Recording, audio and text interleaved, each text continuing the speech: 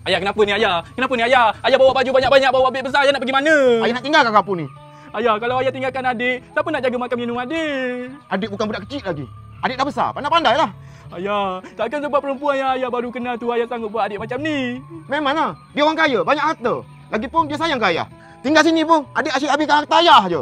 Ayah, janganlah macam ni ayah. Manalah tahu perempuan tu nak gunakan ayah je hanya untuk jual organ ke? Ha? Tak ada, ayah sayangkan dia. Dia dah nak kahwin dengan ayah. Dah, adik jangan cari ayah lagi. Ayah nak pergi mana? Ayah nak pergi kedai emas Muslinggo dekat Ipoh Perak. Dah, adik jangan cari ayah lagi. Tolak betul-betul ni. Adik nak pergi mana-mana, jangan lupa tutup lampu tahu. Ayah, ayah, ayah, itu selipar adik. Selipar apa bukti tu?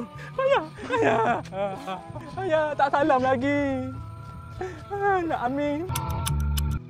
Kalau ikutkan alamat ni, yang ayah bagi tahu 2 bulan lepas, dekat sinilah kedai Muslim Go Bandar Ipoh. Adik nak try intai lah ada ke tak ayah dalam ni. Ayah. Adik, buat apa kat sini? Kan ayah dah cakap jangan cari ayah. Dah, pergi balik. Ayah, adik rindu ayah. Jom balik. Dah, adik pergi balik. Ayah, adik rindu ayah tau. Adik rindu nak mandi sekali, tidur sekali, makan sekali. Jomlah balik dengan adik. Dah, adik pergi balik. Nanti nampak kat bini ayah. Malu ayah. Balik? Ada apa-apa masalah ke? Tak ada yang tak ada. Kenapa tak layan customer? Layan ni. Dia cik nak beli apa? Tak apalah, awak layanlah dulu. Okey, baik ya. Ayah, jomlah balik ya. Ayah? Nak balik ke? Tak ada ya. Ni, budak ni memang macam ni. Dia pantang tengok orang handsome. Semua dia panggil ayah. Tak ada apa tak berapa. Masuk dulu. Tak apalah, layanlah dulu. Okey. Ayah dah berubah sekarang. Adik, kalau nak sembang macam ni, baik adik balik. Cik, gelang emas ni berapa? Ayah cakap pergi balik. Customer. Ya. Yang mana cik? Dekat kedai emas Muslim Go Ipoh ni ada apa je? Kat Muslim Go ni semua ada. Rantai tangan, rantai tekuk, rantai kaki, semua ada. Yang paling penting, dekat Muslim Go ni harga paling murah di dunia. Termurah di dunia? Ya.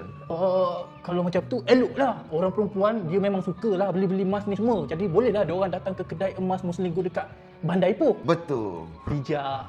Ya, hati tak boleh jadi customer. Tolonglah balik ya. Ayah cakap pergi balik. Balik. Tak apalah ayah. Kalau ayah dah tak suka adik, dah tak nak layan adik, ayah reda. Lepas ni, adik janji, adik akan lupakan ayah. Adik akan cuba hidup tanpa ayah. Walaupun ayah adik masih lagi ada dekat dunia ni. Selamat tinggal, ayahku. Banyak cakap lah. Dah, balik. Bos ada sini? Ya. Eloklah kita beritahu budak-budak kita.